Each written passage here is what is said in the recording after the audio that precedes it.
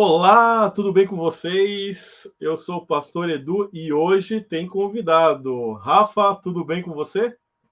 E aí, Pastor Edu, como é que você tá? Fala, pessoal.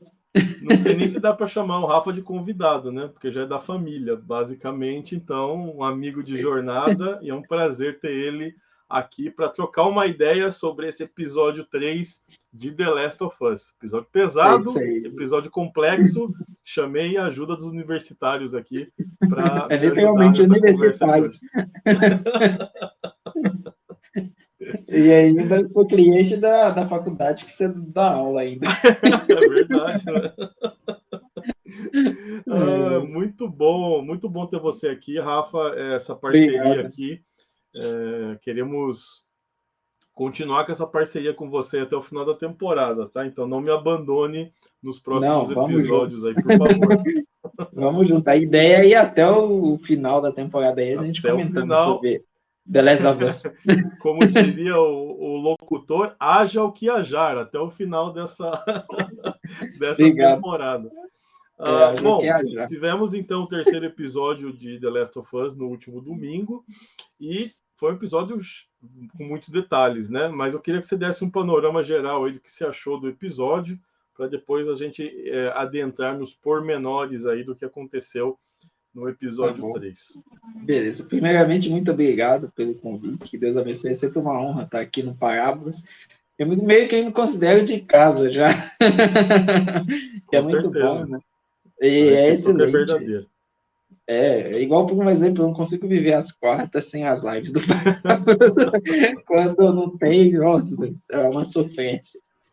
Meu nariz está um pouco entupido, mas só que eu acho que não vai ficar tão ruim assim. Mas antes eu quero falar sobre o meu trabalho, que é Por Supermanos, né? favor, É uma história em faz quadrinhos o merchan que aí. tem como o principal questão de reflexão dela é se existisse super-heróis cristãos aqui no Brasil, como eles iriam agir, né? São auto-avatares, ou seja, personagens que representam alguém da vida real, né? O primeiro representa a mim, que é o Elétrico, o segundo é o Super Rápido, representa o meu irmão, né?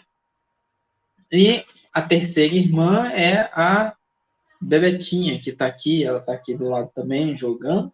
Oi. E aí a gente tem aqui essa história de quadrinhos que parte com essa premissa. Como que seria heróis cristãos no Brasil? É isso que a gente tenta refletir a partir dela, então não deixa de seguir, né? Segue também o carro-chefe, que é o nosso queridão aqui, ó, o Amigo Jesus, Amigo Jesus. né? Que a gente reflete sobre a cultura pop e cristianismo nele. Tem live do Pastor Edu lá também, né? E o Comics Review, que é o meu canal no YouTube, que fala sobre cultura pop, que também tem live do Pastor Edu lá também. Incrível, Que não né? deixa esse Qualquer notícia quente do mundo da cultura pop, passa alguns minutos, tem um link do YouTube do Rafa aí nos grupos, comentando já aquilo que acabou de ser noticiado. Então, siga eu Comics tenho que Review, fazer rápido. siga o Amigo Jesus, contribua, é muito importante o apoio de vocês aí aos nossos projetos, né? É uma jornada bastante solitária essa nossa, então ter o apoio, né, do nosso público é algo que ajuda demais e nos encoraja a continuar o trabalho. O Rafa é um dos maiores incentivadores aí das lives do Parábolas, né? Quando eu penso em não fazer a live, eu lembro do Rafa, que sempre tá falando, poxa vida, né? Então, seja alguém motivador como o Rafa, que tá sempre ali, poxa, hoje tem live, oh, que legal e tal. Isso é bom, a gente fica feliz para preparar roteiro, para se preparar e tal, dá trabalho, não é simples, né? Não é ligar a câmera e sair falando. A gente tenta, né, preparar da melhor forma possível. Sei que o Rafa faz isso também no canal dele, então prestigiem os canais aí que lidam com cultura pop, cristianismo, porque a gente precisa do apoio de vocês. É isso aí. É igual, por um exemplo, eu tenho que comprar aquele negócio que quando o pessoal vai comemorar aniversário, eles fazem assim e sai um tanto de confete, assim, na hora que vai ter a live do Parábolas, tem que ter um daquele. Aquilo é muito legal, né? É isso aí. É isso aí. primeira pergunta, gostou do episódio? Quais foram as primeiras impressões aí, episódio 3? Tá bom, vamos lá em impressão. Você perguntou o que é o episódio, né? O que eu achei o episódio. Eu considero esse episódio um OVA, né? Um OVA, como o pessoal fala. Para quem não sabe o que é um OVA, o OVA, ele é uma produção aí da cultura oriental, né? Que geralmente tem o desenho, né? Que eles chamam de anime, e nesse desenho eles contam uma história. Mas só que aí o OVA, ele é algo que faz parte ali do universo desse desenho, mas geralmente ele é fora ali do que está sendo contado na história, ele está contando uma história anterior, né? E geralmente com outro personagem protagonista, porque se você for para pensar, esse episódio, ele funciona como um OVA, né? Ele é meio que um spin-off ali dentro do próprio The Last of Us. E aí, em determinados momentos, eu até pensei assim, eu meio que pensava, cara, eu tô assistindo o quê? Eu tô assistindo The Last of Us, é outro filme, eu dei o play sem querer, aí, não, eu tô assistindo The Last of Us, sim. Só que, assim, é o seguinte, na minha opinião, eu sempre gosto mais da ação, então eu prefiro os 2 episódios anteriores. Inclusive, eu até gosto mais do episódio 2, né, do que do episódio 1, apesar que o episódio 1 também é muito bom.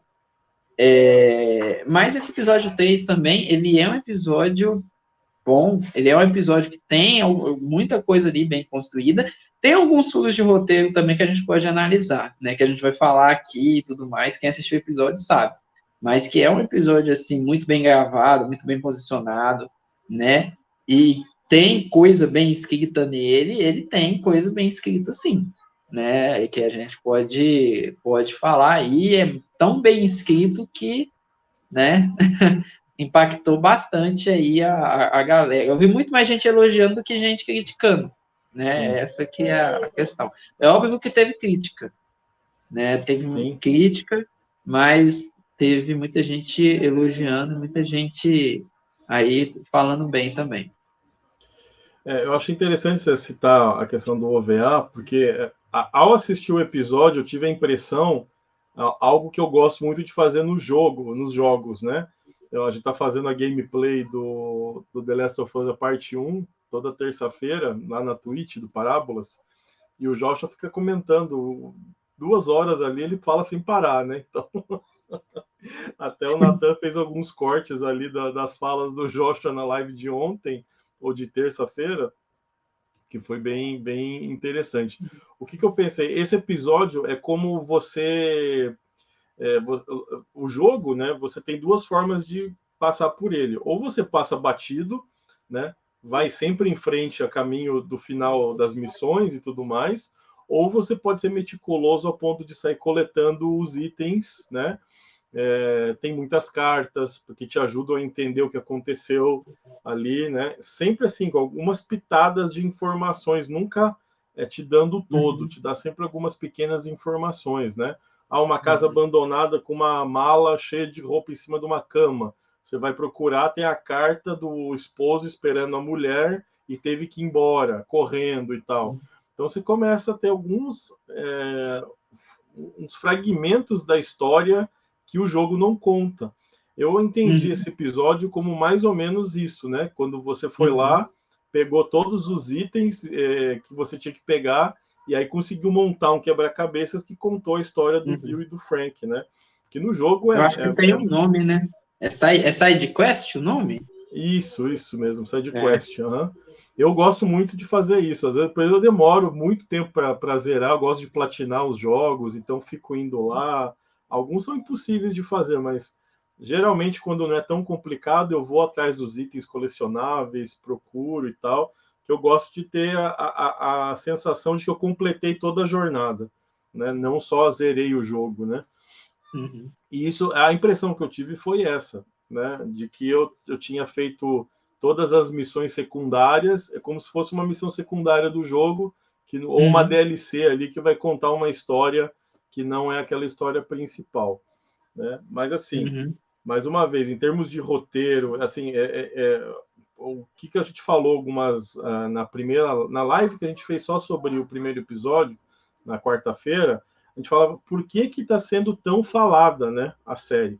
Por que está tendo um frisson tão grande? Eu entendo pouco é em função da construção, né, da maneira como eles estão sendo tão detalhistas e meticulosos na parte técnica da série. Né? Eu até separei aqui duas imagens só para a gente brincar um pouco com isso. Daqui a pouco eu vou colocar elas para a gente discutir isso, mas em termos de enquadramento, filtro de cores, a maneira como se filma, o enquadramento dos personagens, tudo isso está sendo uma aula de como você deve fazer um programa bem feito. Né? Eu acho que a série... Bom, a HBO ela é mestre em fazer isso, né? Dificilmente você tem uma série na HBO que vai ser...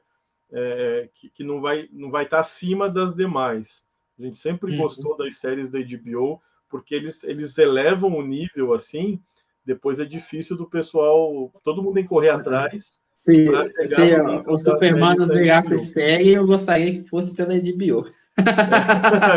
Eu também. O pessoal fala, não, porque a gente quer fazer série dos Superman, mas vai ser pela CW. Eu falei, não, eu quero que seja pela HBO. E eles têm uma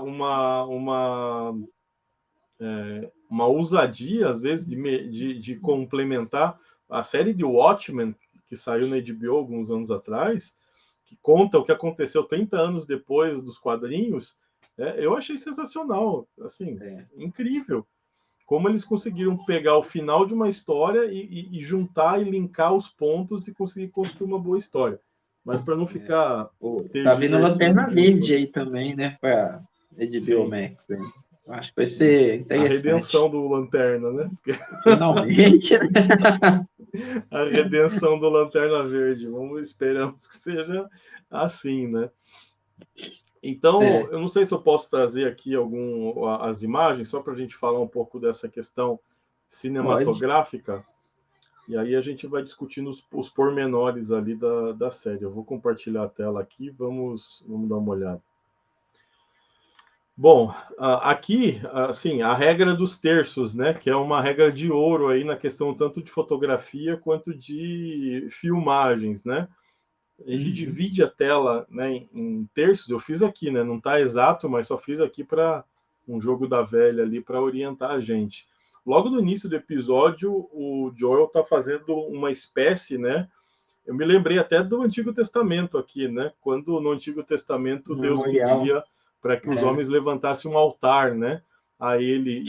O altar era muito semelhante a esse, né? Eram pedras empilhadas e ali se fazia um memorial a Deus. Então, em vários momentos do Antigo Testamento, antes do reino estabelecido, antes de Davi, no período dos patriarcas, era basicamente 12 pedras, uma empilhadas e tudo mais, se fazia um altar. Né? Então, quando eu vi ali ele empilhando as pedras, eu falei, isso aqui é um altar aqui, ou é um memorial pela Tess. Né? E o que é interessante de notar essa aqui logo no início do episódio, né? O filtro é um filtro azul, né? Que já dá uma sensação de tristeza. Então, assim, o filtro já foi... e não é esse o padrão do episódio, né? Isso é só nesse primeiro momento. Ele está no lado direito aqui, o lado esquerdo está totalmente vazio, cortado por um rio, né? Que está correndo ali no centro da ação. E aí, assim, claro, pode ser detalhe, mas aí a gente começa a viajar um pouco, né? O lado que está vazio é o lado esquerdo, que também é o lado onde está o coração. Ou seja, ele perdeu a Tess, o coração dele está vazio. Então, são esses pequenos detalhes que elevam o nível da narrativa. Sem falar uma palavra, você está contando uma história aqui, uma aula de storytelling, né? A gente que gosta de estudar um pouco essa questão de narrativa, para construção de roteiro e tudo mais, eu estou espantado com o nível que eles estão alcançando nessa questão, né?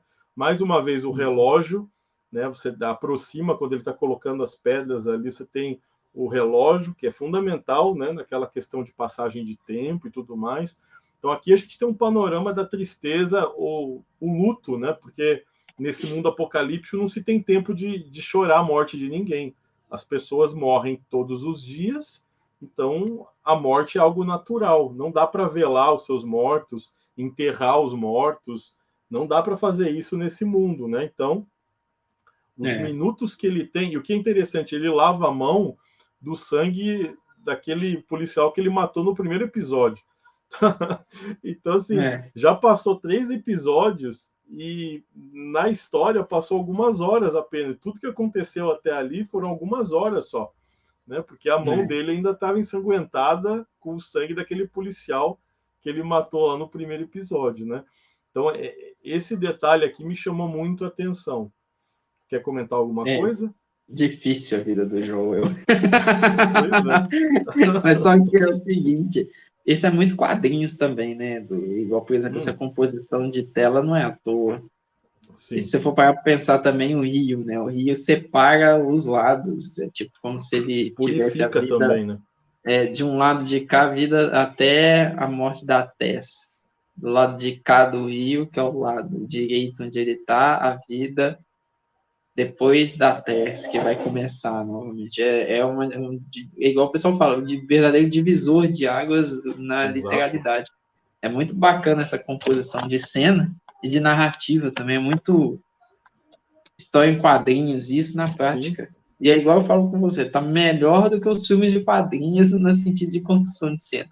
Exato. Dá para ver que eles pensaram muito tempo em como construir a cena e fazer o cenário conversar com a história, tanto filosoficamente como na questão ali de narrativa, né? Porque acaba tendo muita metáfora. Por exemplo, assim, ele podia estar do outro lado. Ele podia estar do lado esquerdo e o lado vazio ser o outro. Eu acho que isso não é de propósito, não é por acaso. Eu acho que é pensado. Podia ter feito isso na outra margem do rio. Né? Mas compondo toda a cena, a situação toda, a trilha sonora ela é maravilhosa, porque a música te leva a pensar a respeito daquilo e você, por mais que não consiga parar quadro a quadro para entender o que está acontecendo, você sente algo, né? Ela está sendo uma série bastante emocional nesses primeiros episódios, né? Isso é verdade. Ela passa, né, essa ideia dessa questão aí com a música, né? A questão do filtro também, que é um filtro mais de pesar, mas que é uma baita de uma composição, Não é uma cena assim à toa, né? Tá aqui por estar, é uma cena que só a cena em si passa uma mensagem. E interessante, não tem diálogo expositivo. Tipo, eu tô fazendo isso daqui por conta que eu perdi a tese. Você entende. É tão óbvio que você entende. Isso é muito interessante. Sim. Mostra como que houve um planejamento ali para fazer. O que não é falado faz parte também a pausa, o silêncio faz parte da história também. Isso eu acho muito bacana. Eu peguei mais uma só, para a gente não ficar também se alongando muito nisso, mas só para mostrar como muda a questão quando os dois estão, quando o Joe e a Ellie estão juntos aqui na caminhada.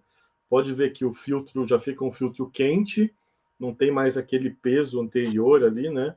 De algo mais escuro, mais o filtro triste. Zack Snyder. Mas meio Zack Snyder, né? Zack Snyder.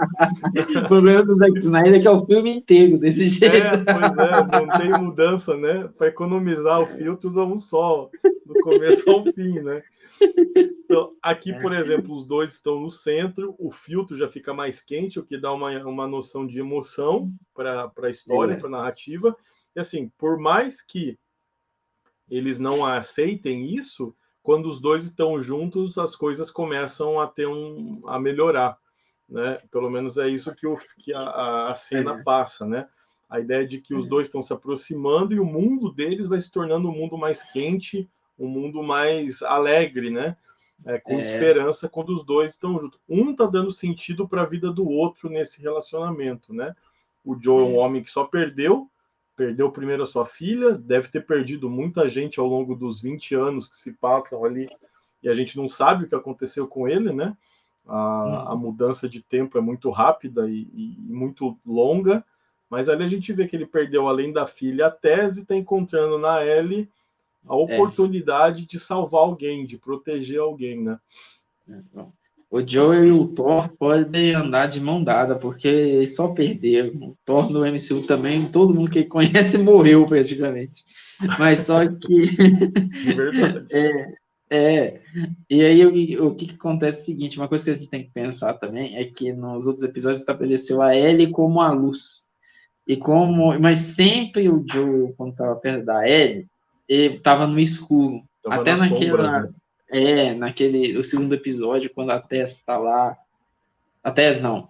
A Ellie está deitada em forma fetal no sol, ele tá na parte da sombra. E agora ele não tá mais na parte da sombra, ele tá na parte da luz. Ou seja, tá começando a ver que ele tá começando a reconhecer algo ali na Ellie e ela tá se tornando a luz dele. É isso também que passa nessa cena, que é mais uma cena bem pensada.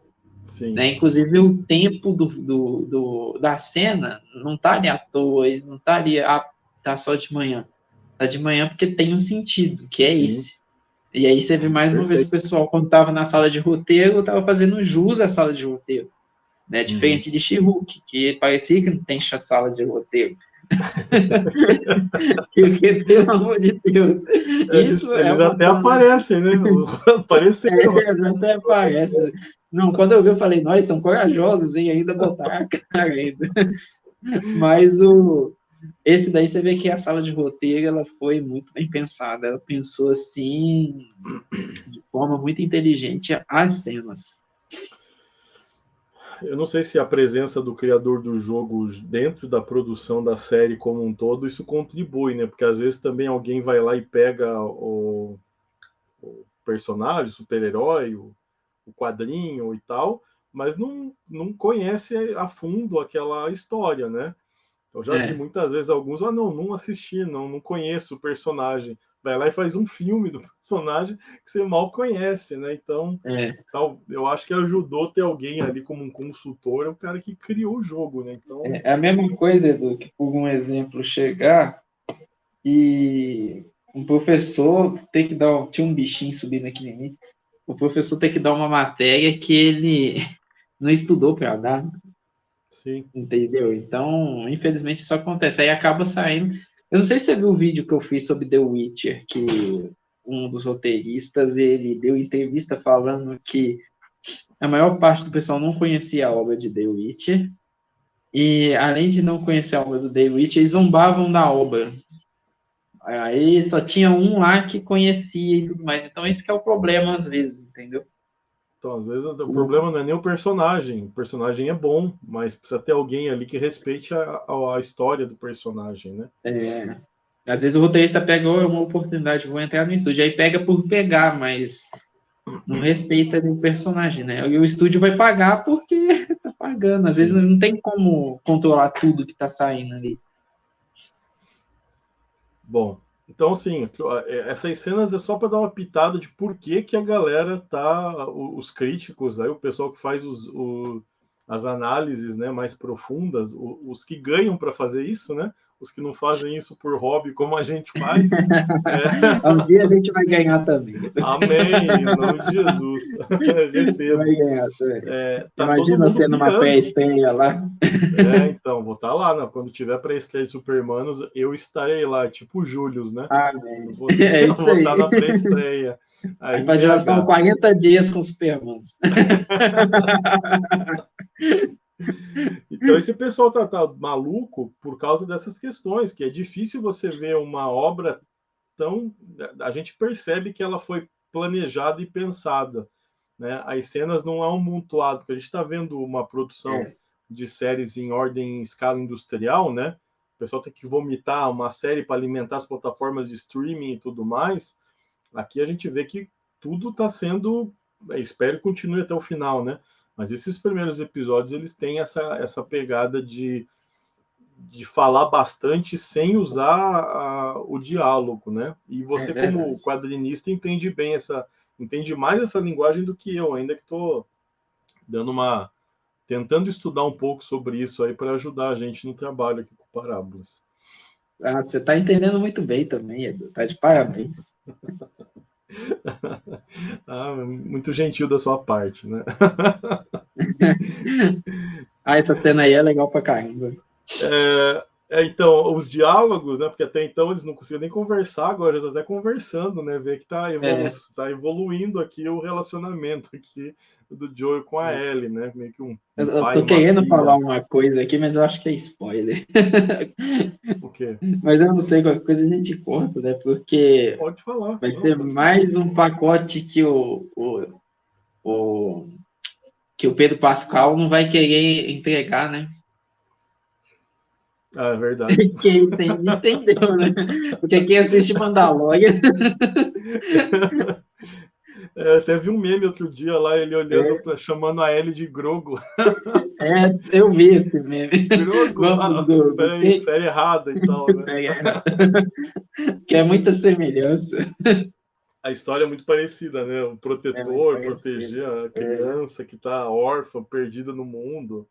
Muito é. parecido mesmo, Em assim. março já vai terminar o The Last of Us e já vai entrar no Mandalorian de novo. Sim, vai tá trabalhando bastante. Se bem que eu tenho lá minhas Tá? dúvidas se ele faz todos os episódios do Mandalorian, porque ele tá sempre de máscara, né? Então, assim, Eu acho que às vezes deve ter um dublê.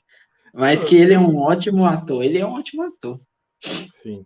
Ele, as expressões faciais também deles estão muito bom. Os da É, dupla, né? A Bella Ramsey é. também tá apavorando ali Ela nas também. O expressões pessoal dela. criticou muito a aparência dela, mas só que ela está interpretando muito bem a A Ellie. gente até já conversou sobre isso algumas vezes, assim, olha, mudar o estereótipo do personagem, para mim é de menos. Isso não implica na mudança da história, desde É, que o ator seja um bom ator. Eu é. vi isso com a Sarah, a atriz que fez a filha do Joel lá no primeiro episódio, Uhum. né? Interpretou de maneira belíssima ali É. aquelas poucas cenas que ela aparece ali, né? E ela Uhum. também está fazendo um excelente trabalho. É igual, por um exemplo, muitas das vezes o pessoal pensa, mas o pessoal não liga, às vezes, que ela também é uma escolha profissional. Ou, por exemplo, eu já participei da série da Yasmin Vergues. Eu lembro que eu estava fazendo, desenhando as cenas, mas quando o pessoal estava escolhendo os atores, eu também tive a oportunidade de presenciar. E eu lembro que quando eles escolhem os atores, tem vários atores, né, que fazem os testes, né, e eles são diferentes um do outro mesmo. E geralmente aquele que se sai melhor é o que é escolhido. Então, por um exemplo, às vezes o pessoal fala assim: ah, tá mudando a etnia, tá destruindo a minha infância. Mas às vezes a escolha não tem muito a ver com a questão ali só voltada eticamente. É óbvio que tem alguns, porque tem gente que é de má índole que às vezes faz isso só para dar ibope, tipo assim, só para gerar notícia, né? Uhum, Que aí o pessoal muitas das vezes critica e critica com razão. uhum. Mas tem horas que não, tem horas que o negócio é feito porque teve um teste, o ator saiu tão bem que ele que é o escolhido pro personagem. A pessoa fala assim, nossa, ele foi o que interpretou melhor. E aí traz o personagem não, né? Traz o ator para interpretar o personagem. Então, às vezes, tem uma questão ali muito profissional também envolvido dentro, né? Que o pessoal às vezes ignora.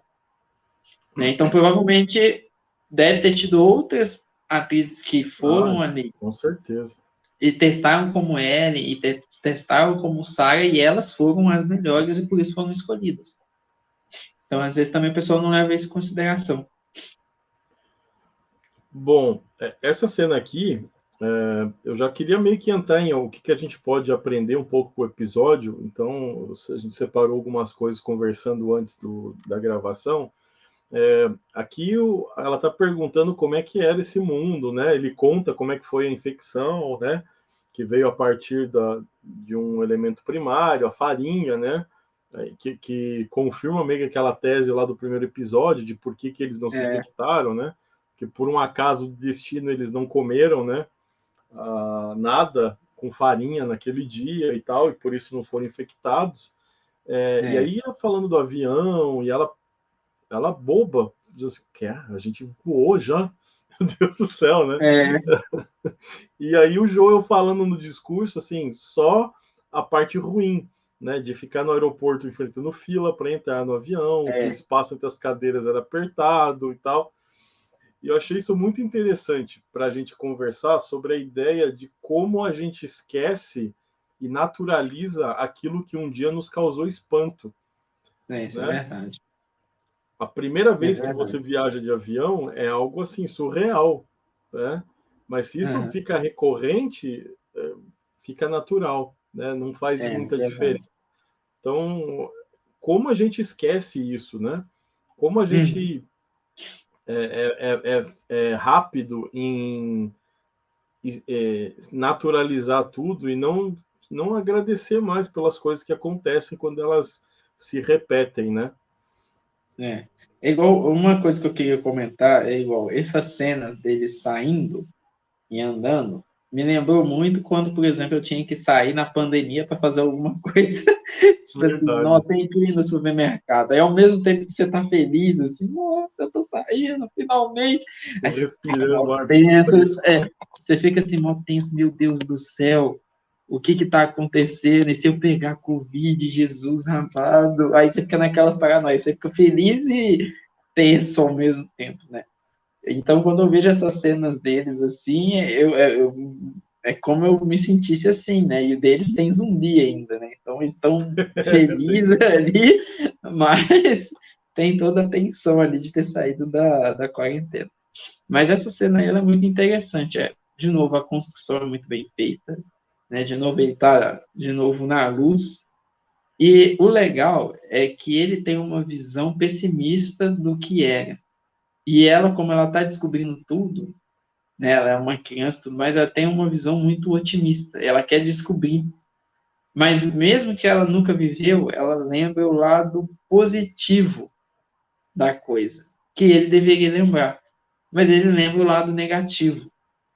E ele destacou tanto o lado negativo que esqueceu que isso era bom, que era algo que ele tinha que era maravilhoso. E aí tem uma reflexão muito interessante sobre a gratidão e a ingratidão. Sim. A ingratidão, ela é isso. Ela faz a gente não olhar para as pequenas coisas do dia a dia e curtir, e agradecer, e viver. Sempre destacar aquilo que é o ruim, aquilo que é o que faz mal, né, o que não dá tanto certo. Esquecer que é uma dádiva. Né? É uma das coisas que acontece. Igual, às vezes a gente tem coisas óbvias que a gente não agradece. Igual, por exemplo, hoje, quando é óbvio que a gente ainda tem o problema do Covid, mas não é tanto quanto era antes. Mas sempre quando eu estou saindo, eu lembro da maneira que é como é hoje, eu lembro de agradecer, porque era uma coisa que a gente não tinha. Né? A gente ficou 2 anos dentro de casa. Então, essa que é a questão do agradecimento que tem que ter. Né? Às vezes a gente não agradece coisas óbvias, como, por exemplo, ter uma perna, ter um braço, ter diversas coisas, igual, por exemplo, quando eu quebrei o braço, né? Eu tenho um ferro dentro do braço aqui, porque meu braço quebrou o húmero, e não dava para consertar com gesso, então teve que entrar aqui e colocar uma barra de titânio, eu até falo que eu sou o soldado invernal. Eu tenho um braço de vibrânio. Mas só que quando eu lembro que o braço ficava parado, muitas das vezes a gente não valoriza o braço por estar aqui, e como ele sempre esteve aqui, a gente não valoriza, mas depois que acontece alguma coisa, a gente passa a valorizar mais. Então, essa cena, ela fala um pouco sobre isso, sobre essa questão da valorização, né? Que ela está valorizando algo que era bacana, e que ele perdeu, e que mesmo depois que ele perdeu, ele ainda não consegue valorizar aquilo que ele tinha no mundo, ele só consegue ver aquilo que é negativo. E aí você vê que ela vai trazer essa mudança de perspectiva para ele também. Aí eu vou passar para você, senão eu falo. Não, é isso. O convidado tem primazia para falar aqui. Essa discussão é realidade porque ele vai fazer isso de novo no episódio, ao final do episódio, quando eles entram no carro, né? Que ele recebe ali do Bill. Bora, assim, Bill. isso aqui fica muito legal. Essa cena aqui, esse frame aqui ficou muito legal.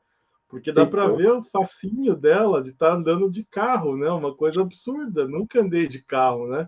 Tem até uma parte ali onde coloca o cinto. Ela, o quê? Tipo assim, ela não sabe que é um cinto de segurança, né? Aí o Joe vai lá, puxa e coloca assim, pô, é verdade, ela nunca usou um negócio desse, né? Se fosse brasileiro, ia falar, tipo assim, pra que eu vou usar o cinto? Estou no apocalipse zumbi, ninguém dirige. Pois é. Cuidar com a segurança ali no trânsito, num lugar que não tem carro, né? Basicamente, né? Não tem trânsito, não tem nada, né? E aí, de novo, né? Ele fala, um carro. Ele, não, é só um Chevy, não sei o quê, 1900 e tanto, e já falando que o carro é uma droga, mas vai dar pro gasto e tal, né? Então, de novo, né, ele recebe uma graça, basicamente ele recebe uma graça, né? Porque assim, ele ganha o carro que ele precisa. Aí a gente pode discutir essa questão do roteiro aí, né? Talvez não, aqui eu vou falar um pouco, porque, querendo ou não, o pessoal tem visto alguns negócios no roteiro, né? Teve pessoal que emocionou lá na questão, tem coisa para ser elogiado, né? Mas assim, isso é um Deus ex machina, né? Sim, que ele acha o carro tá com a bateria lá intacta, para ele é um Deus ex machina, não tem como. Ele ganha ali. Mas aqui, mais uma vez, você vê o rosto dela fascinada em estar entrando num carro velho, e ele assim, poxa vida, esse carro velho, né? Então assim, eu penso muito na gente como cristão na igreja. Quando a gente entra na igreja, geralmente a nossa cara é a da Ellie, né? Tudo que acontece no culto é uma bênção, tudo que o pastor prega é maravilhoso, o louvor é lindo e tal. Fica um tempo ali, a tua cara já fica igual a cara do Joel ali, né? Poxa, isso é verdade. Passa uns 2 ou 3 cultos, nossa, mas essa igreja tem esse problema. Nossa, mas o pregador demora. Nossa, o louvor é arrastado. Mas essa igreja, nossa, vamos para a igreja. Não, vai dar para o gasto. Culto da minha igreja dá para o gasto. Esse pregador aí, não gosto dele. Essa pessoa que canta no louvor, não curto também e tal. Para a gente pensar um pouco sobre isso, né? A ideia daquele primeiro amor que todo mundo fala tem a ver com isso, né? A capacidade de continuar sendo impactado por aquilo repetidas e repetidas vezes, né? Ela tá com uma cara de criança muito feliz ali. Assim, meu Deus, o que é isso, né? Maravilha. E ele tá com a cara, tipo assim, mas que droga. Não tinha um carrinho melhor, não. A viagem vai ser longa, né?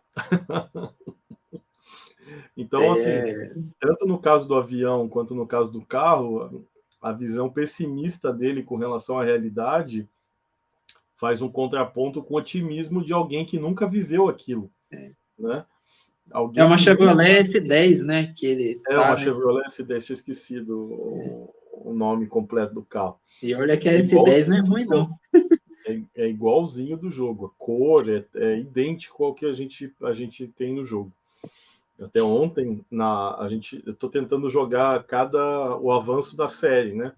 Então, ontem a gente jogou a história toda do Bill, a fase com o Bill no jogo. Quando a gente pega o carro, que no jogo o Frank rouba a bateria do Bill e coloca no carro para que ele possa ir embora, né? Mas não consegue ir porque vai ser mordido lá e tal, e acaba se enforcando antes de se transformar ali num zumbi também, né? E aí a bateria fica ali, ele pega, coloca a bateria e carrega e não carrega, na verdade eles dão um tranco no carro, né? Você tem que empurrar o carro para ele dar partida no carro enquanto está correndo, o Joel e o Bill empurrando o carro para pegar no tranco e eles conseguirem ir embora. Então, tinha que ter a frase bora, Bill. Bora, Bill, exatamente. Bora, Bill. O que é bem engraçado, porque ela sai dirigindo o carro depois, porque os zumbis começam a ouvir o barulho, vão atrás, né? Os dois pulam na caçamba da S10 ali e a menina dirigindo o carro para eles fugirem ali, né? Assim, super tranquilo dirigir carro de primeira. Assim, ser automático até dá, né? Agora, se tiver embreagem, a pessoa deixa morrer de primeira. Mas eu acho que essa questão dá para discutir um pouco isso em termos de aprendizado, né? Essa questão de como a gente se acostuma fácil com as coisas e aí começo a criticar. Né? Quando tudo é novo é maravilha, né? Eu estou sempre impressionado. Agora, quando as coisas vão eu vou me acostumando com aquele cenário, a chance de criticar e encontrar os defeitos daquilo acaba aumentando demais. A gente precisa tomar cuidado com isso. Isso é verdade. Separei uma imagem dos morangos aqui, porque essa cena eu gostei bastante da colheita dos morangos, que tem a colheita dos morangos ali numa das cenas, onde o Frank acaba vendendo uma arma pro Joe e pra Tess em troca de um saquinho de semente de morango, né? Uhum. Ele faz ser escondido do Bill e tal, porque ele não ia deixar abrir mão das armas dele, né? E assim, ver a alegria dos dois comendo um morango, isso eu achei assim interessante para discutir a questão da simplicidade a felicidade, ela é simples, né? A gente é que tem colocado patamares na felicidade de coisas muito grandes. A nossa sociedade coloca isso. Só vai ser feliz quando você tiver a casa tal. Só vai ser feliz quando tiver tantos R$ 1.000 na sua conta. Só vai ser feliz quando tiver o carro que todo mundo deseja ter e tudo mais. Se for um Uno de firma, você não vai ficar feliz. Então, é bem isso. Pior que o Uno de firma corre pra caramba. Não é por nada não, Vitor. Comentando sobre carro, assim, o Uno de firma e o Palio, eles são carros, assim, que são fortes. Igual, por exemplo, o Palio, para aguentar o morro aqui de Belo Horizonte, é um ótimo carro. E ele falou de ser fabricado, né? Mas ele é um carro que aguentava, assim. A gente tinha um aqui em casa, então foi um carro que deu muito pouco manutenção, assim, teve manutenção. E ele aguentou muito bem o tranco dos morros aqui, viu? Agora eu fecho o comentário de automotivo. Eu quando estou sempre no passageiro, né? Quando estou em BH aí andando de um lado para outro, eu fico, como é que eles conseguem subir esse morro e o carro não vai para trás? Meu Deus do céu. Tem uns morros aqui que, nossa do céu, haja embreagem. Acostumar. Ia sofrer para me acostumar. Tem uns morros assim que você vai subindo, aí você vê a cara do morro, você fala assim, meu Jesus amado. Aí você vai subindo. Aí quando você chega lá no topo, uma inteligência colocou pare.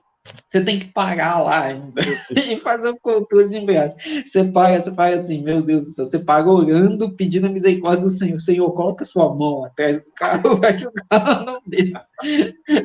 Porque é muito complicado.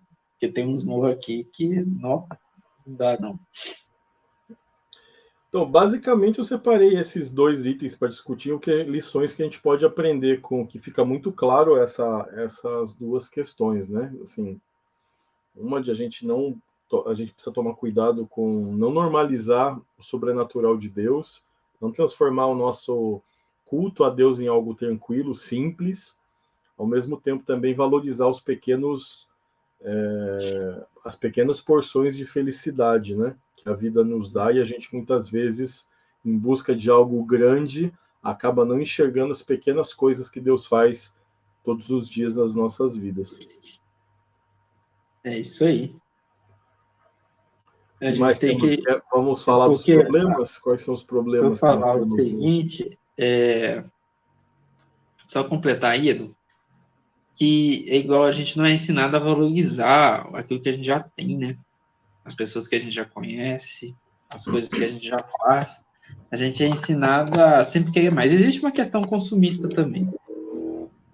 Que o pessoal quer que cada vez mais você tenha satisfação para você buscar o que vai ter depois, né? Mas cada vez mais a gente tem, assim, desvalorizado aquilo que a gente já tem, o jeito da vida que a gente tem, e esquece, às vezes, de valorizar a temporada da vida que nós estamos vivendo. Eu sempre tentei viver bem a minha vida, aproveitando o máximo, mas mesmo aproveitando o máximo, tomando melhores decisões e valorizando as pessoas que eu conheço, às vezes eu olho para trás e falo assim, nossa, eu poderia ter feito isso melhor lá atrás, ou ter feito isso já que eu sabia que talvez seria a última vez que eu estaria, assim, conversando com essa pessoa ou vivendo isso, né? E mesmo tomando ali aquela atitude, então a gente já tem, imagina quem muitas das vezes não fez isso, desvalorizou ali de cara, né? Fica muito pior. Então, um dos exercícios que a gente tem que fazer é de agradecer, né, os momentos e curtir os momentos, né?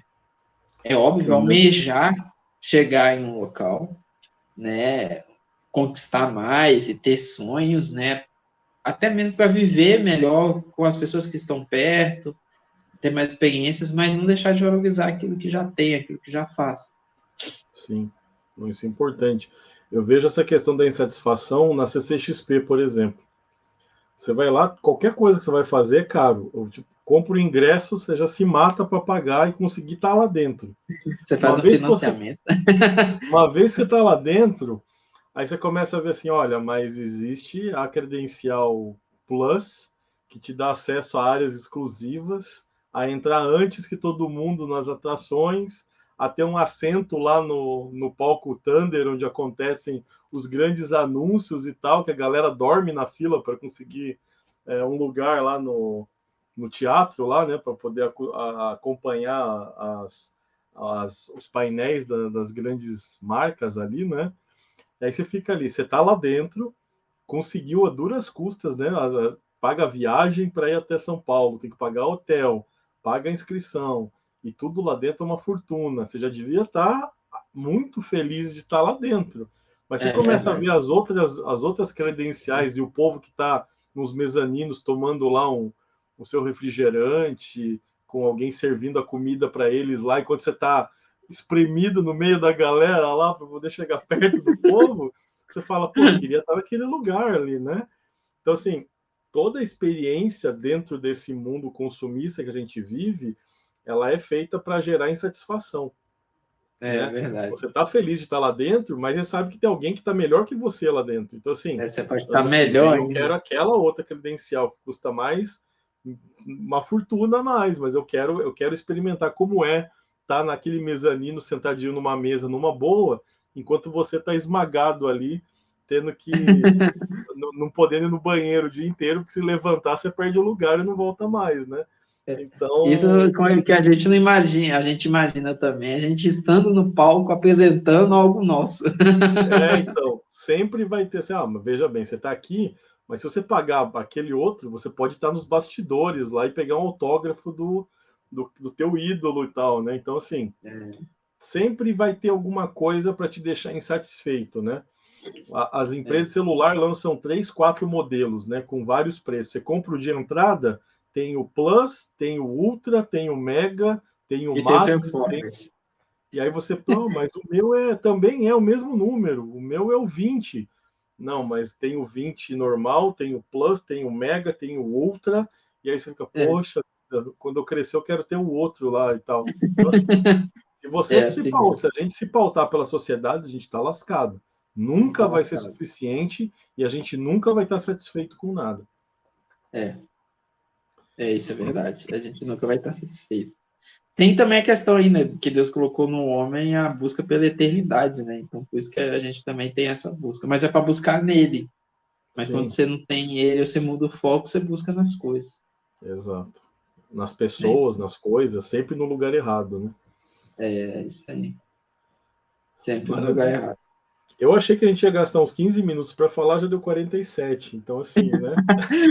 Não, Edu, mas junta nós dois. Eu falo pra caramba também.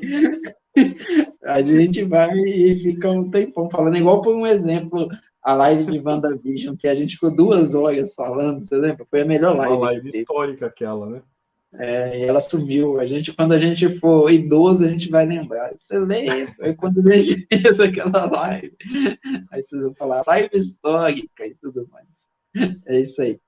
Bom, para a gente encerrar então esse bate-papo aqui sobre o terceiro episódio, vamos falar então dos problemas que a gente encontrou aí no episódio, né? Porque assim, eu estou passando um pano geral assim, porque está muito bom. Então assim, pequenos problemas eu passo por cima e não estou muito preocupado.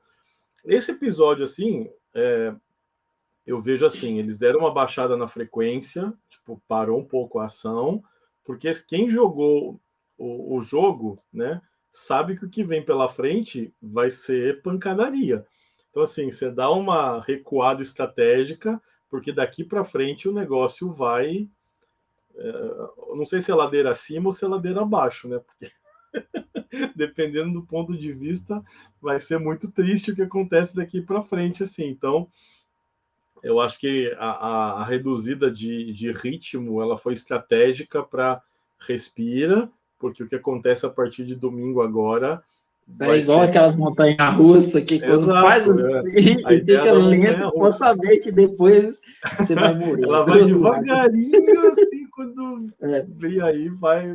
Então eu vejo, foi algo semelhante para dar assim, te dar uma esperança, né? Porque tudo é tragédia nesse jogo. devagarinho você vai ver. Te dá um pouco de esperança. Ai, que beleza, existe amor aqui e tudo mais. Quando lá na frente você vai ver o verdadeiro inimigo, né? Porque assim, essas séries de zumbis, o problema nunca é o zumbi, né? Sempre são os humanos que sobram. Esses que são os vilões. O problema são esses, né? Você nunca tem, não. O problema são os zumbis. Nunca foi. O problema é os que É o sobram. ser E esses humano. são perversos de fato, né? Então, um pouco disso que a gente vai Mostra ver a bem partir. a face do pecado, né? Exato, exato. Mas assim, o que eu achei essa questão assim que é difícil de acreditar é a paz e a tranquilidade que o Bill e o Frank vão viver naquele lugar, né? É, isso é verdade. 16 anos foram incomodados. Claro, pode intrinsecamente pode pensar, não, eles foram várias vezes vieram pessoas tentarem invadir e eles conseguiram repelir todas as vezes, né? A gente viu um caso só na série, né? E assim, mas estava muito perto de um grande centro de Boston ali, a cidade não está longe, né? Porque É, o Joe, a Tese, eles chegam, o Joe e a Ellie chegam lá em pouco tempo, né? é. Assim, eles não levam semanas para chegar num vilarejo longínquo, né? Deve estar ali uns 20 quilômetros, talvez, de Boston. Então, assim, como que essa cidade sumiu no radar? É, Ninguém viu essa cidade, ninguém passou por ela para, né? O jogo tá cravejado de jeito o tempo inteiro. É zumbi, eu é vi lá. humano, tem de Ah, por tudo lá. falar nisso, eu comecei a assistir vocês jogando a parte Tá? 3 do jogo para fazer a live aqui. O Joshua fala muito na live, não consigo prestar atenção no jogo, é complicado. Ah, mas o início lá que eu vi que você tava saindo do museu onde a Tess morreu, você tava porradeiro pra caramba. Eu falei, ó, o Edu é porradeiro. Eu tô acostumado com Assassin's Creed. Ali eu sei se eu sou rateiro e tal, mas essa é a mecânica um pouquinho mais complicada dele. Aí eu tô me acostumando ainda. Já melhorei bastante. Os primeiros tava mais difícil. Agora eu já tô acostumando um pouco a mecânica do jogo. Não quis começar no fácil, já começamos no normal ali, né? Então já tô apanhando um pouco ali, mas a gente vai. Já passamos do terceiro, vamos pro quarto episódio agora. É, Então eu achei que isso foi algo assim, a solução encontrada tá. É um lugar que ninguém foi atrás. Mas no isso mundo é um como esse, a furo. gente sabe que não acontece isso, né? O Walking Dead Isso é um está ali furo. para lembrar a gente. Nenhum lugar que você se esconda, você vai ficar escondido por muito tempo. É, Ou os zumbis é, vão invadir, ou os humanos vão tomar aquele lugar porque é melhor do que onde eles estão. É um instinto de né? sobrevivência, né? Tem uma questão, tipo, aí, primeiro, a questão de alguém tá indo lá, e segundo, não é possível que nas casas vizinhas não tinha um zumbi. O Bill matou todo mundo, então, e mesmo com a questão de não ter um zumbi, o fungo não tá lá, né? Pois é. Porque não faz sentido. Realmente ficou assim, a cidade ficou totalmente vazia. A menos que o pessoal da Fedra tinha matado todo mundo, que eu acho que é muito difícil. E não tem nenhum vestígio de fungo nem nada. É aí que tem uma crítica que eu faço a esse episódio, né? Ele é um OVA, ele é algo muito bem feito, muito bem construído, mas ele tem seus defeitos. Igual por um exemplo, eu acho que quando sai do núcleo do Joel e da nossa querida Ellie,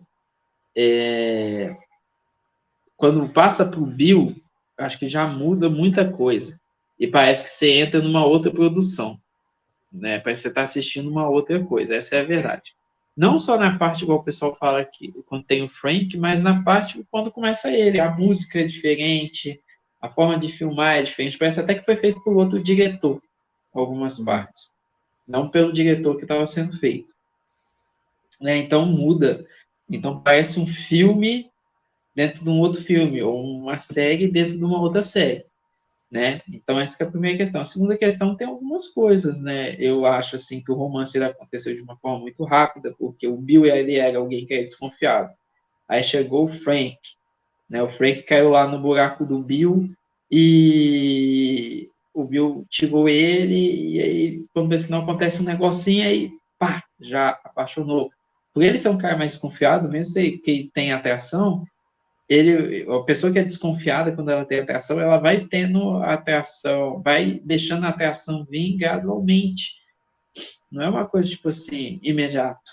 Então, foi rápido isso também, né? E a questão de ninguém achar ele, a questão também da cena que eles estão sendo atacados. Porque ele tá com uma sniper e ele tá atirando no meio da rua no pessoal. Ele poderia ter se escondido, ainda mais ele, que era um cara que sabia das manhas para atirar. Um sobrevivencialista, né? Alguém que se preparou para o fim do mundo. Né? Esse grupo existe, é o pessoal paranoico lá nos Estados Unidos, principalmente, né? Que se prepara para uma invasão, para alguma coisa, uma solução final, que todo mundo, assim, teoria da conspiração para todo lado, o cara estoca comida em bunker e tá lá. Todo mundo dá risada do cara. Nesse caso específico do Cosmos da série, o fim do mundo que o cara estava esperando aconteceu. Né? E ele era o único cara preparado para isso, que tinha se preparado para aquilo, né? É uma coisa que até faz sentido, né? Você fala assim, nossa, o fim do mundo aconteceu, acho que eu tenho que me preparar também. Pois é, então, é tipo acertar na loteria, né? Você tem uma paranoia e de repente aquele mundo que você sonhou, esse que é o detalhe interessante, né? O Bill era alguém que ansiava por aquilo, para provar para o mundo que ele estava certo. Quando acontece o expurgo, né, que matam a população excedente que não vai lá para a zona de quarentena e tal, o Bill conseguiu o que ele sempre quis, ficar sozinho, né? Por 4 anos ele vive tranquilo. Só outra coisa que eu achei complicada é como é que ele conseguia mantimento para tanto tempo, né?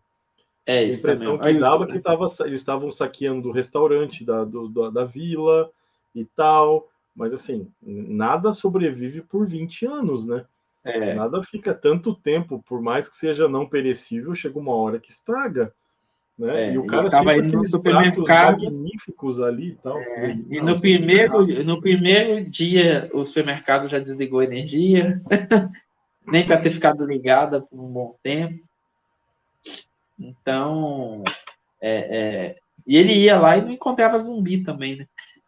Tava tudo vazio. Zumbi foi tudo para Boston.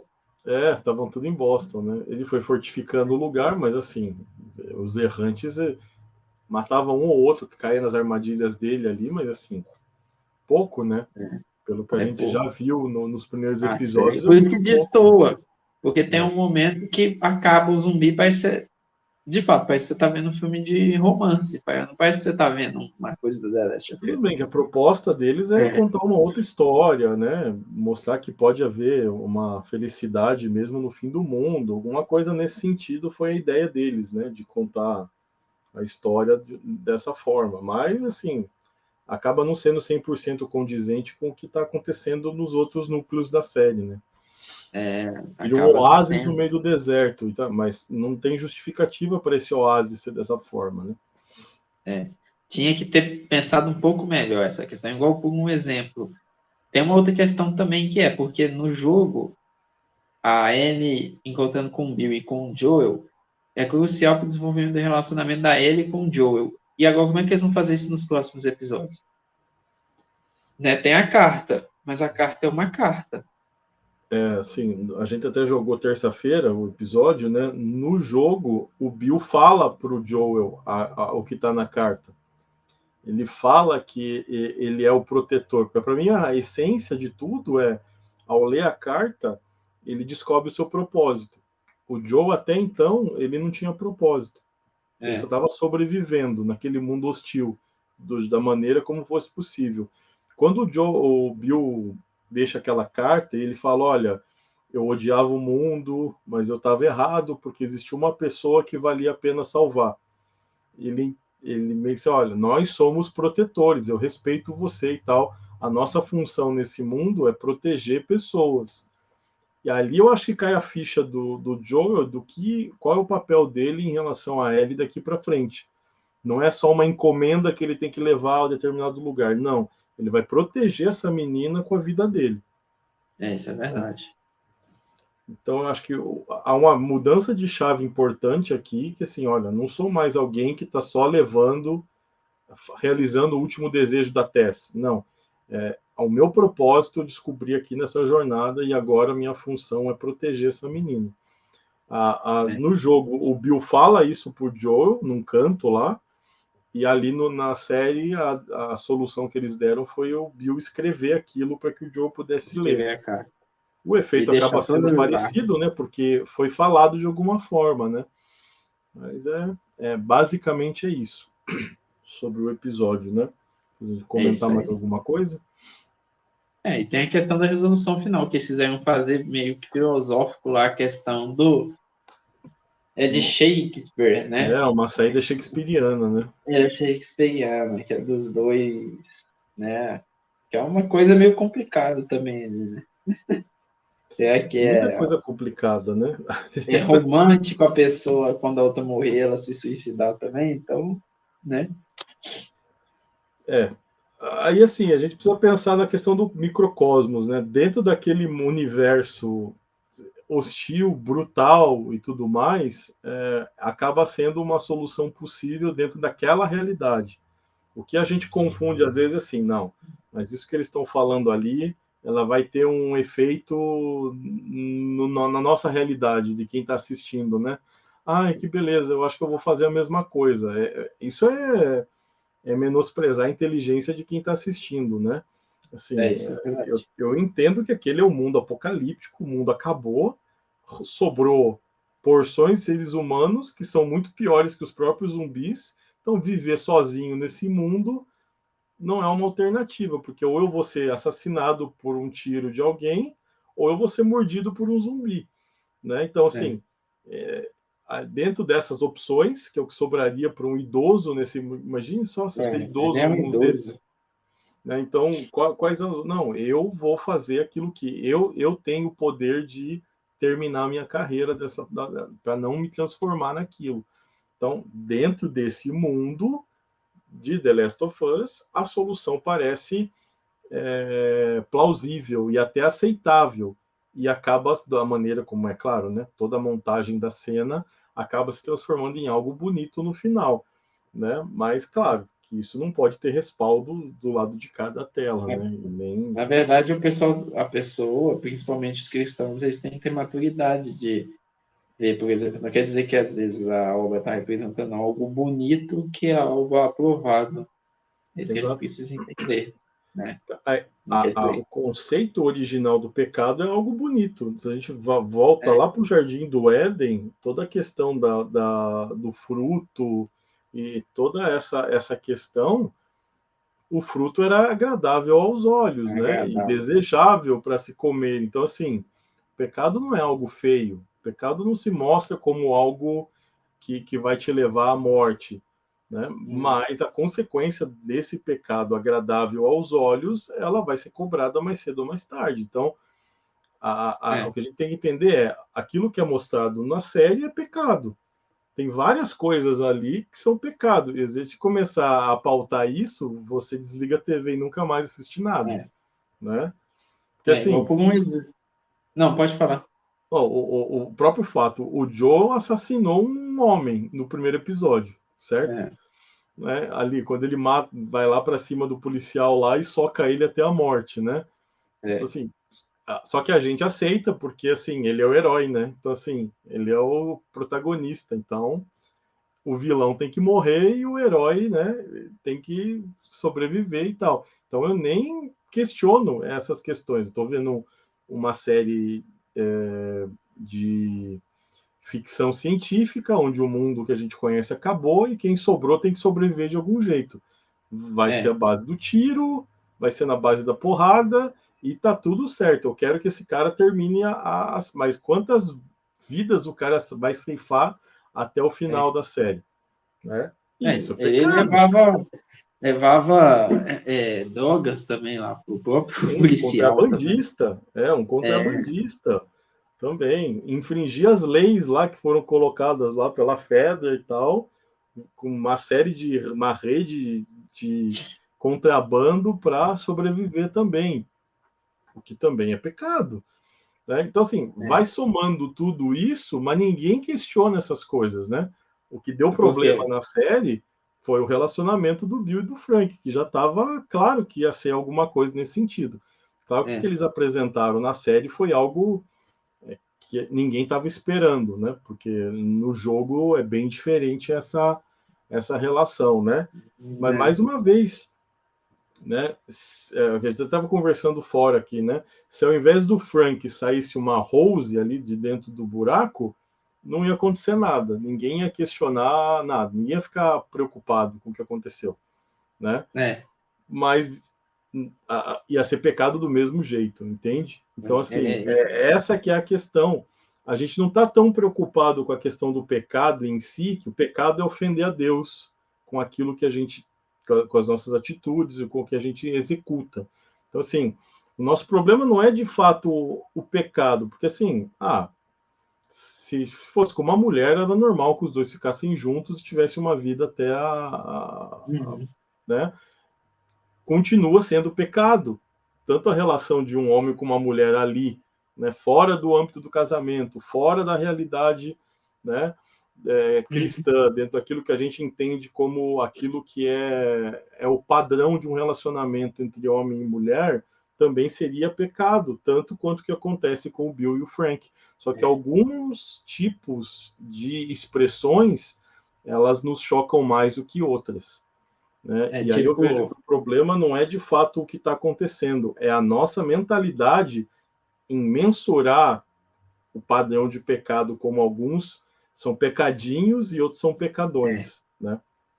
É igual, por exemplo, o próprio Iago Martins, que a gente estava comentando antes de começar aqui, né, que ele também fez um vídeo sobre a série, que são os pecados aceitáveis entre os cristãos, né? É pecado, mas é porque o pessoal aceita, então tá de boa. Igual, por um exemplo, quantas vezes também, numa série ou num filme, quando é romance lá entre um casal, entre um homem e uma mulher, às vezes o cristão até começa a torcer para de fato eles irem para a cama, né? Acha normal, e quando isso acontece, fica feliz e tudo mais. Não vai deixar de ser pecado, segundo a Bíblia, mas a pessoa torceu por um, né? E quantas vezes também as produções elas apresentam pecados e o pessoal lida, igual, por exemplo, vai assistir anime, tá cheio de menina pelada no anime e a pessoa lida de boa, às vezes vê consumo de drogas, violência, algumas outras coisas. Devia nos escandalizar da mesma forma. Essa que é a questão, né? Não é minimizar o pecado, é escalonar o pecado em termos de mais graves e menos graves, né? É a mesma medida. Não tem, assim... E aí o problema, eu acho que ele não é teológico, o problema é cultural. Né? A nossa cultura entende que alguns comportamentos são mais toleráveis do que outros, quando, biblicamente falando, pecado é pecado. Independente de qualquer outra coisa. Aí depois eu vou gravar um vídeo lá no Comics Review, como que os cristãos devem representar o pecado em suas obras. É um vídeo polêmico, mas a gente tem que gravar. Boa, tem gente que acha que as histórias em quadrinhos ou qualquer coisa cristã nunca pode representar algo assim. Será que pode? É uma coisa que pode questionamento aí para quando sair o vídeo a gente coloca na descrição aqui desse vídeo, né?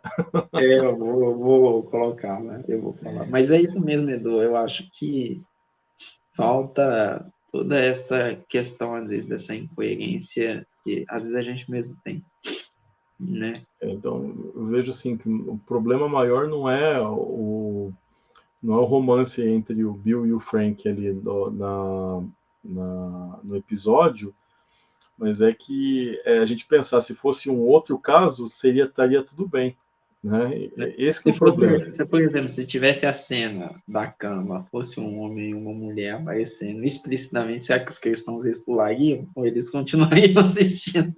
Então, é isso, assim, a gente sempre fala que você tem o poder do controle remoto na sua mão. Você não, qualquer coisa, a gente às vezes está assistindo alguma coisa com o Josh e é pego de surpresa, a gente pede para ele sair, a gente pula a cena, vai para frente, não assiste. Se não me edifica, não quero, né? Eu tenho poder. Então, assim, não preciso criticar. Eu pulo e vou para frente e vou fazer outra coisa, né? Então eu vejo que acho que a gente precisa ter essa mesma medida com relação ao pecado, porque não existem pecados superiores e inferiores, né? O que existe é o pecado. Independente do gênero do pecado. É pecado tanto de um jeito quanto de outro. E o fato de um escandalizar e o outro não, fala mais a meu respeito do que da prática em si. Isso é verdade. Então, só para a gente... Já que a gente topou o desafio de falar do episódio, vamos até o fim com isso, né? Peraí, eu acho que eu esqueci. Peraí, deixa eu lembrar do que eu ia falar.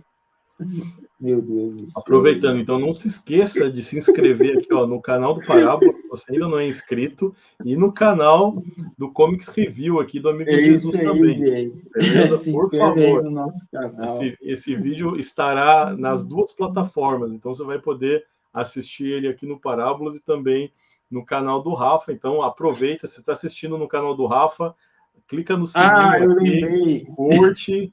Viu? Fiz um merchan aqui enquanto você lembrava que você ia falar. Mas só que é o seguinte, é igual por um exemplo, cenas de nudez.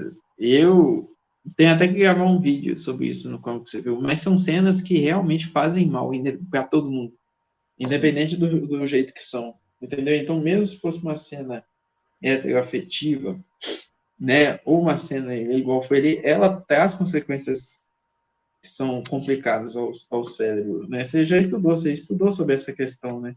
De que essas cenas trazem. Então, são coisas que a gente tem que falar, né? Independente daquilo que é. Mas muitas das vezes o cristão acaba aceitando quando é do lado que ele apoia. Uhum. Mas são os dois ali que traz consequências ao cérebro que não são boas quando a pessoa está vendo. Acho que é isso. Matamos o episódio. Tem mais algum comentário? Acho que não, a gente conseguiu, né? Eu acho que a gente conseguiu. 15 minutos que se tornou 1h12. 30 minutos, só meia hora a gente começa e termina, desenvolve e não deu, mas tudo bem.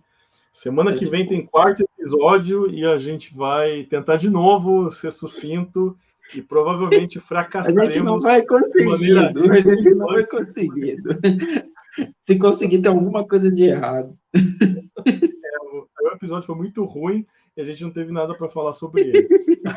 Não, mesmo se for muito ruim, a gente vai ficar só criticando. Então, também 1 hora de crítica aqui.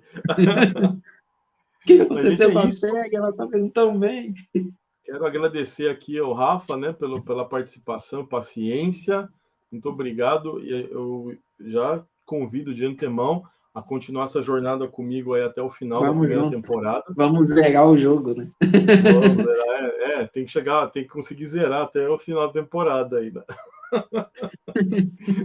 Então, conto com você aí para comentar comigo aqui cada episódio, né? Então, a gente quer ver se a gente consegue fazer uma live. Vamos ver se a gente faz nos próximos episódios lives nos 2 canais simultâneos aqui, para ver se a gente consegue comentar e interagir com a galera também. Agora eu vou ficar acordado ansioso 2 dias para ter live do Parábola, segunda e quarta. Segunda e quarta, né? Mas vai ser legal. Acho que estou bem empolgado aí com essa análise semanal de episódios. Dá trabalho, mas eu acho que vale a pena. Considerações finais, meu amigo, agradecendo mais uma vez pela sua presença aqui no canal. Eu que agradeço, Edu, é uma honra estar aqui, é uma honra assistir você e é uma honra participar com você também. Né? Obrigado a todos que assistiram, todos aí da comunidade do Parábolas, que Deus abençoe, pessoal também da comunidade Comics Review. Se inscreva aí no canal do Parábolas Geek, não perca a live de quarta-feira, que é sensacional. Você não pode passar dessa vida sem ver e você não pode passar as quartas-feiras sem ver. É melhor que o programa da Globo, não deixa de Opa, olha só, fico feliz com a notícia. É isso aí. Manda um abraço também para a Meire aí, Edu, e para o Josh também. E Deus abençoe. E daqui a pouco também, amanhã, provavelmente, né? Quando você postar, já vai ter uma tag muito famosa aí nos comentários, mas não, é isso aí. Ela aparece do nada, sempre, né? É isso aí. Deus abençoe, pessoal. A gente nos veremos semana que vem, então, com a análise do próximo episódio e também com a nossa live tradicional de quarta-feira. Grande abraço, Deus abençoe a todos. É isso aí, tamo junto.